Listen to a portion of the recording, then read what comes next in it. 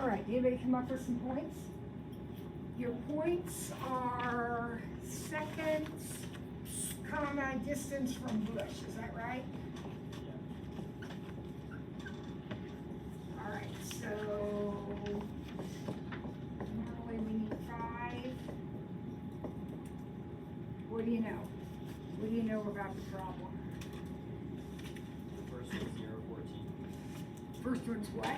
0, 14. 0, 14. Well, 0, because that's the beginning, and we're over on that side of the teeter-totter, or the merry-go-round, and would everybody agree that's 14? And then what's the period?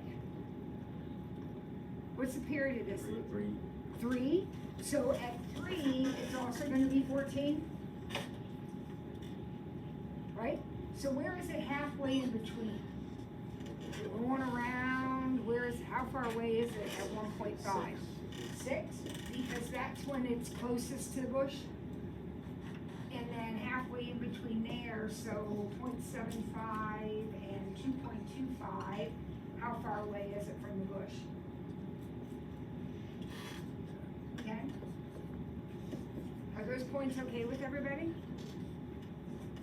Now, when you put them on the graph, though, sometimes it doesn't work out, but I think this time it does, because isn't point F the highest point? And that means it has the biggest Y. So this could be point F. Would you agree? And then this is the lowest point, so that could be J. G's in between. Okay, we're back high again at P. Guys, it doesn't always work that way. You know, we've had problems where we haven't been able to put our first point at F. But this time we can. Okay? All right, let's answer the questions. D talks about what's going on between point F and G. So what's going on between F and G? What can you tell me about the function itself? Positive and decreasing. Remember, when we're talking about the function, positive means y's are positive. The function is positive. All right, and then what about the rate of change? What can we talk about the rate of change there?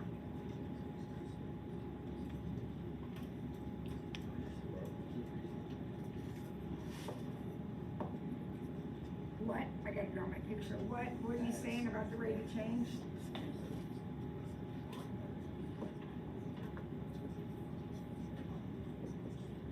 Is the rate of change positive or negative? Is the rate of change positive or negative? It's negative. Rate of change is slope. Is the slope negative on that little piece of the curve? Yeah. What can you tell me about how it's changing? It's what? Decreasing. Why? The rate of change is decreasing because it's concave down. The rate of change, we're talking about the rate of change. It's decreasing because we are concave down. It's negative because the slope is negative, but it's decreasing because we're concave down. All right, now we're going to write an equation for it. And it's got to be a sine equation. All right, so this is what you hopefully just did on your quiz.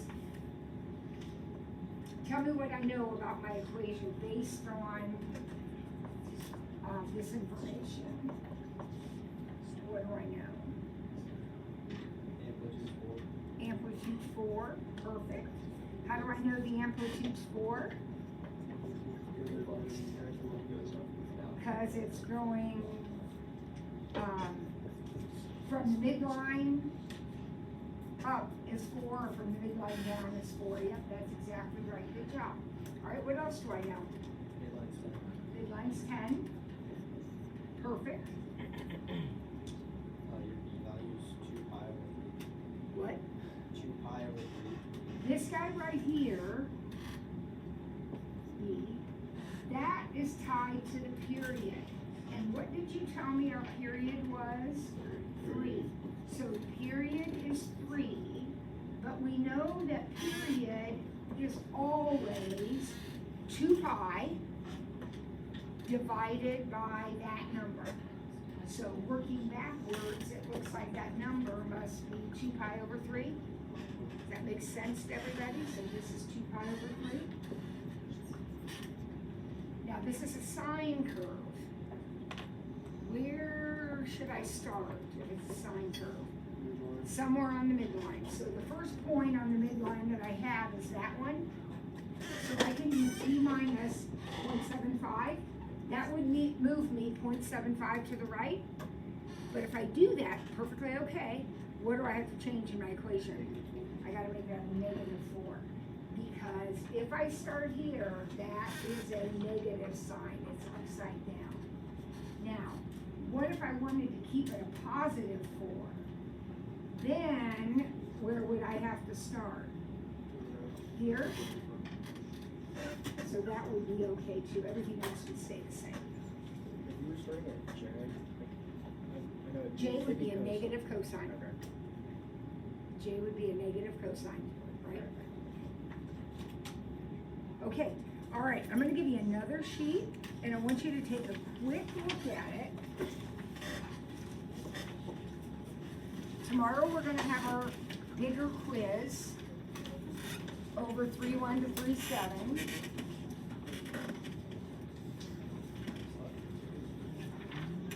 Because we've reviewed a lot.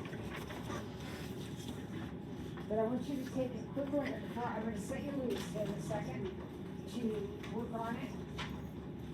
And, but I want you to take a quick look. You know, because we did a review yesterday, and hopefully you've been doing some kind of studying. What do you need practice with? Is there anything right off the bat we need to touch base on before you start working on the sheet? Kind of skim through it.